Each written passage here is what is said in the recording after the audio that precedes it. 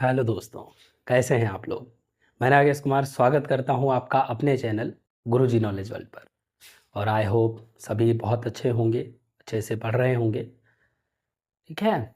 और अगर आप मेरे चैनल पे नए हैं और आपने पिछली क्लासेस नहीं देखी हैं तो उन क्लासेस को ज़रूर देख लें, क्योंकि अभी तक मैंने पास्ट परफेक्ट पढ़ाया है जो कि लिखा हुआ है। ये मैंने लास्ट क्लास आपको पढ़ाई थी पास्ट परफेक्ट। ठीक है, जिसका भी मैंने कंडीशनल पार्ट आपको पढ़ाया था। और आई होप कि ये सारी थिंग्स आपको अच्छे से समझ में आ गई होंगी।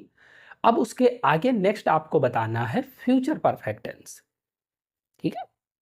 तो अब इसमें क्या होता है, पहचान और स्ट्रक्चर, एग्जांपल्स, ये सारी चीजें डिस्कस करनी है। Okay, so let's start.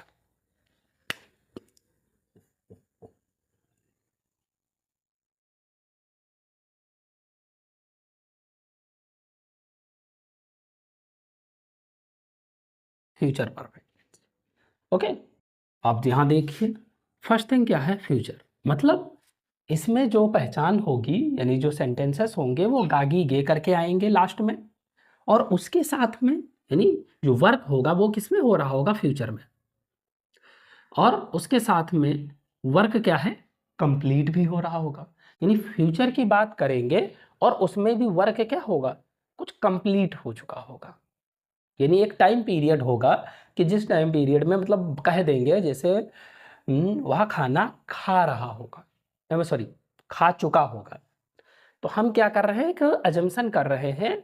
ठीक है, इसकी बस ऐसे ही गेस कर रहे हैं कि हाँ ऐसा हो चुका होगा। ठीक है, उसने कर लिया होगा, मतलब वर्क क्या है, कंप्लीट हो गया होगा। लेकिन कब, फ्यूचर में। फ्यूचर में वर्क अगर कंप्लीट हो गया होगा तो उसको हम फ्यूचर परफेक्ट टेंस कहेंगे। फर्स्ट थिंग है पहचान। पहचान, तो पहचान में क्या होगा, देखिए चुका होगा,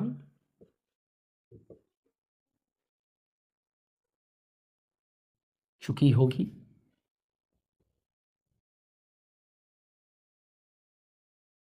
चुके होंगे। ठीक है, या होगा, लिया होगा, दिया होगा, किया होगा, ऐसे करके ही होगी। और ये होंगे, ऐसे करके इनके आगे कुछ ना कुछ लगा होगा। ठीक है, और भी कई सारे ऐसे वर्ड्स आते हैं कि फ्यूचर में वर्क को कंप्लीट होना बताएंगे तो वहां पर हम फ्यूचर परफेक्ट टेंस का यूज करेंगे। एग्जाम्पल में जैसे मान लिया, ये वह खाना खा चुका होगा। ठीक है, तुमने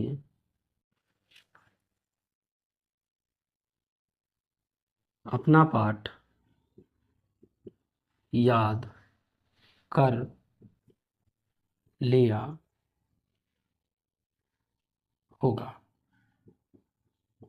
ठीक है, इस तरीके से दिया। देखिए यहाँ चुका होगा और यहाँ यह होगा मतलब लिया होगा।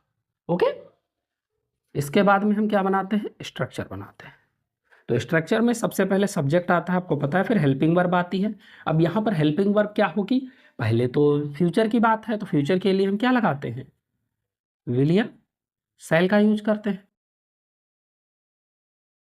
अब ये फ्यूचर की बात हुई, लेकिन पता है आपको कि फ्यूचर में जो वर्ब आती है वो क्या होती है, मॉडल वर्ब्स होती हैं। और मॉडल हम अपने साथ हमेशा क्या लेता है, बताइए, फर्स्ट फॉर्म लेता है। और यहाँ पे क्या है, परफेक्ट है, और परफेक्ट हमेशा थर्ड फॉर्म लेता है। तो डायरेक्ट इसके साथ मेन वर्ब तो नहीं आ सकती, क्योंकि डायरेक्ट मेन वर्ब आएगी तो वर्ब की थर्ड फॉर्म हो जाएगी, और थर्ड फॉर्म हम लगा नहीं सकते क्योंकि थर्ड फॉर्म विल और सेल अपने साथ में हमेशा फर्स्ट फॉर्म लेते हैं। तो इसके लिए हम क्या करेंगे, परफेक्ट में हैव का यूज करते हैं, तो विल हैव या सेल हैव। और इसके बाद में है, आपको पता है कि हैव के बाद में हमेशा कौन सी फॉर्म आती है, थर्ड फॉर्म आती है, प्लस ऑब्जेक्ट। तो जो भी एक्स्ट्रा वर्ड्स हैं वो लास्ट में लग जाते हैं। अब आपको ये पता है, देखिए विल और शैल होगा तो हमेशा उसके साथ फर्स्ट फॉर्म आएगी, और हैज और हैव होता है तो उसके साथ थर्ड फॉर्म आती है। तो स्ट्रक्चर को रटना नहीं है, समझना है कि सबसे पहले सब्जेक्ट आएगा, फिर ये देखिए विल शैल आया है, ये क्या है, मॉडल वर्ब है, मॉडल वर्ब के साथ में हमेशा फर्स्ट फॉर्म आती है, ठीक है। और फर्स्ट फॉर्म क्या है, और हैव के साथ में हैज या हैव दोनों के साथ में हमेशा वर्ब की थर्ड फॉर्म आती है। Got it. अब इसको ट्रांसलेट करते हैं, क्या है, वह खाना खा चुका होगा, तो सब्जेक्ट क्या है, ही के साथ में क्या आएगा, विल, और विल के बाद में क्या आता है, हैव, ही विल हैव। फिर थर्ड फॉर्म क्या है, खाना खा चुका हो यानी खाना, तो क्या होता है, टेक या ईट, दोनों चीजें होती है, will have eaten the food या टेकन द फूड।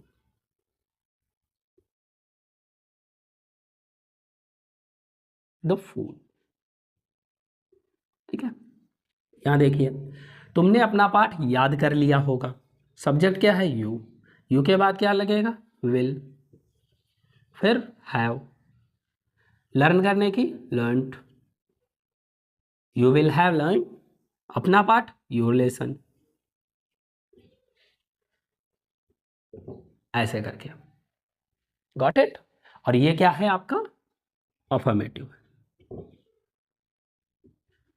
या इसको हम पॉजिटिव भी कहते हैं। ओके। अब अगर नेगेटिव की बात करते हैं, जो कि मैं आपको इसी में बता देता हूं, क्योंकि अलग से बहुत कुछ इसमें है नहीं, तो सिंपली आप इसको इसी से समझ सकते हैं। अगर हम यहाँ पे नेगेटिव की बात करते हैं, तो नेगेटिव में क्या हो जाता है, वह खाना नहीं खा चुका होगा, यहाँ पे नहीं लगा दो। तुमने अपना पाठ याद नहीं कर लिया होगा, यहाँ पे नहीं लगा दो, नेगेटिव बन गया बस। हिंदी सेंटेंसेस में सिर्फ आपने एक चीज बढ़ाई, नहीं, ठीक है।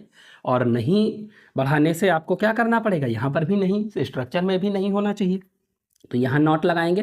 और नॉट कहाँ पे लगाएंगे, आपको हमने एक चीज़ हमेशा बताई है कि नॉट जो लगेगा पॉजिटिव में, वो हेल्पिंग वर्ब के बाद लगेगा, और हेल्पिंग वर्ब पहली वाली।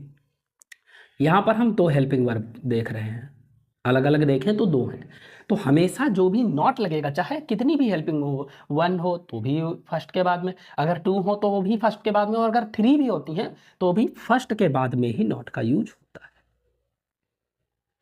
ठीक है। आगे भी आएंगी कि 2 से 3 हो जाएंगी तो भी हमें किसके बाद लगाना है, नॉट, फर्स्ट वाली के बाद में ही हमें नॉट का यूज करना है। ओके, तो यहाँ पे देखिए क्या हो जाएगा, he will not have taken the food and you will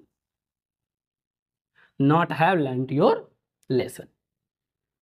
So got it? I hope so. इतना समझ में आया होगा।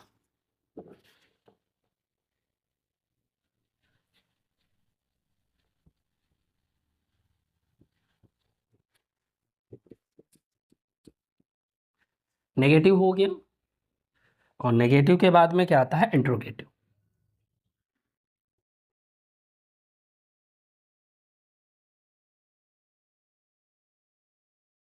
इंट्रोगेटिव में सिंपल सी वही चीज़, हर बार वही बताते आए हैं कि स्टार्टिंग इसकी क्या होगी, यस, क्या से, क्योंकि ये यस आर नो टाइप है, इनका आंसर यस आर नो में दे सकते हैं। तो क्या,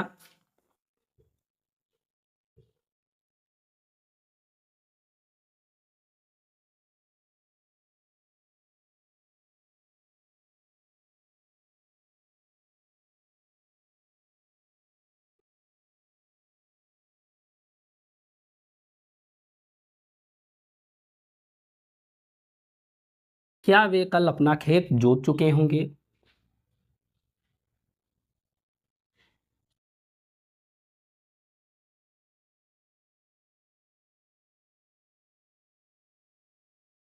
क्या राम ने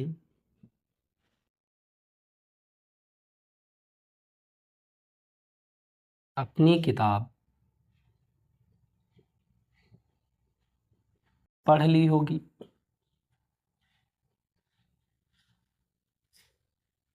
ठीक है, स्ट्रक्चर क्या होगा, बस वही जो फर्स्ट हेल्पिंग वर्ब थी उसी को हम आगे ले आएंगे, क्योंकि यहाँ पर क्या सब्जेक्ट से पहले, तो यहाँ पर भी विल और शैल सब कहाँ जाएंगे, सब्जेक्ट से पहले। Plus subject plus have plus third form plus object, ऐसे करके। ठीक है, अब इसको ट्रांसलेट करिए। सबसे पहले क्या है, वे यानी विल, सब्जेक्ट दे, फिर हैव, उसके बाद थर्ड फॉर्म जोतना प्लाउड, उसके बाद में अपना खेत, तो दे के साथ अपने के लिए दियर लगता है, दियर फील।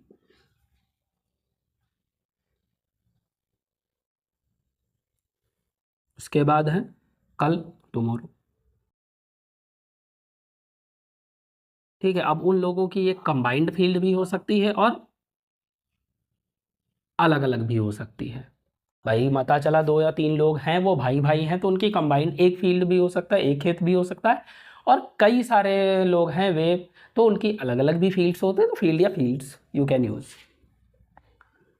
अगला है, क्या राम ने अपनी किताब पढ़ ली होगी, तो यहाँ पर भी विल लगाएंगे। राम सब्जेक्ट है, हैव, उसके बाद में पढ़ना क्या होती है, रेड, अपनी किताब हिज बुक। ओके, अब अगर यही इसी के साथ में हम इंट्रोगेटिव के साथ में अगर हम नेगेटिव लगा दें, नेगेटिव, तो नेगेटिव क्या हो जाएगा, क्या वे कल अपना खेत नहीं जोत चुके होंगे, और क्या राम ने अपनी किताब नहीं पढ़ ली होगी। नोट लग गया, नहीं आ गया तो नोट लगा दो। अब यहाँ पे नोट कहाँ लगेगा, सब्जेक्ट के तुरंत बाद में। तो यहाँ सब्जेक्ट क्या है, राम है, तो इसके तुरंत बाद में लगा दो नोट। यहाँ क्या है, दे है, दे के तुरंत बाद में लगा दो नोट। तो will they not have ploughed their field tomorrow, और will Ram not have read his book. Got it.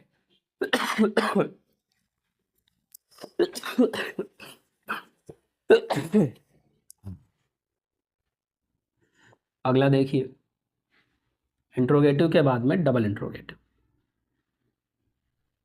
Double में क्या होता है, क्वेश्चन वर्ड्स जो होते हैं वो बीच में आ जाते हैं, जैसे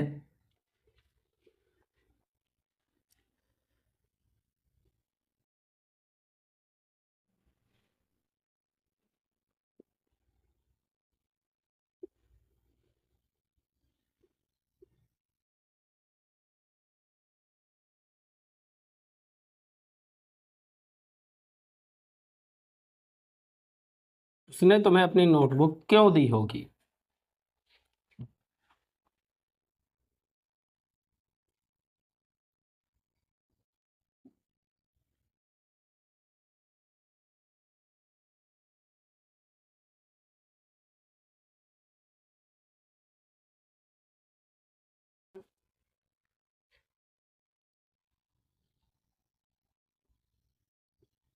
क्यों दे दी होगी, और कंप्लीटेशन में आएगा। राहुल अपने भाई को क्यों पीट चुका होगा।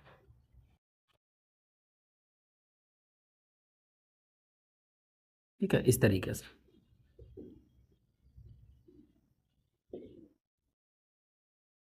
ओके, तो यहाँ पे क्या होता है, बस इसको थोड़ा सा स्मॉल कर देते हैं, और इससे पहले सिर्फ क्वेश्चन वर्ड लगा देते हैं। इतना सा स्ट्रक्चर होता है और इसमें कुछ नहीं करना होता है। यहाँ पर भी क्या करना है, बस आपको क्वेश्चन वर्ड उठाना है, वाई,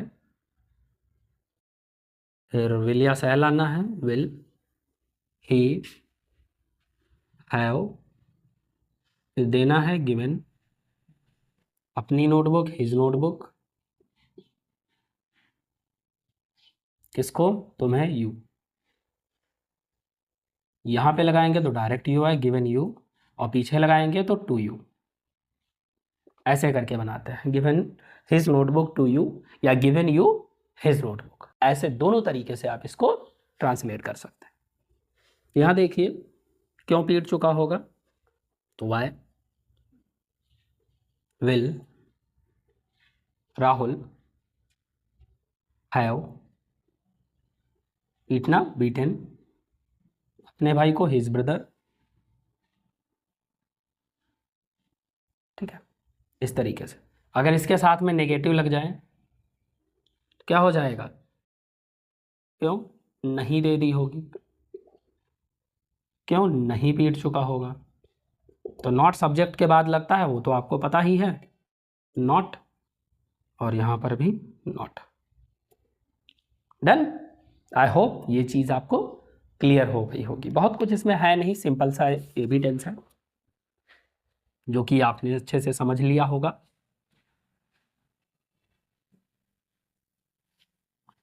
ओके, सो ये रहा आपका फ्यूचर परफेक्ट टेंस जिसको आपने अच्छे से समझा। ओके, तो अभी तक मैंने आपको क्या पढ़ाया, इंडेफिनिट कंप्लीट हो गया, कॉन्टिन्यूअस कंप्लीट हो गया, अब परफेक्ट था तो परफेक्ट भी तीनों पार्ट मैंने आपको पढ़ा दिए हैं, और ये भी आसानी से आपने समझ लिए होंगे और लर्न करने की कोशिश करेंगे कि कुछ नहीं है, थोड़ा सा समझने का खेल है, बाकी ग्रामर में होता कुछ नहीं है, टेंस बहुत ईजी है, आसानी से आप समझ सकते हैं जैसे मैं समझा रहा हूँ। आई होप कि मैं बहुत ही ईजिली वे में आपको समझा पा रहा हूँ। तो इतना काफ़ी है आज के लिए। तो मेरी तबीयत भी ख़राब है, वो आज आवाज़ में आपको वो दम नहीं दिख रहा होगा। सो आई होप यू अंडरस्टैंड, और पढ़िए अच्छे से, पढ़ते रहिए, क्लासेस को कंप्लीट करते रहिए, स्ट्रेटजी को फॉलो करते रहिए, हर चीज़ आपको लर्न होती रहेगी और आपके एग्जाम्स में बहुत ही बेनिफिशियल साबित होगी। So it's enough for today. और अगर आपने मेरे चैनल को सब्सक्राइब नहीं किया है तो सब्सक्राइब करें, शेयर करें फ्रेंड सर्कल में, अपने सोशल मीडिया पे लोगों को बताएं कि हाँ ऐसी भी क्लासेस हैं जो आपको एक ही चैनल पे इंग्लिश की फुल क्लासेस मिल रही हैं, ठीक है। और लाइक करें, कमेंट करें, कोई सजेशन हो तो दें। So it's all about the session. So thank you friends. Have a nice day.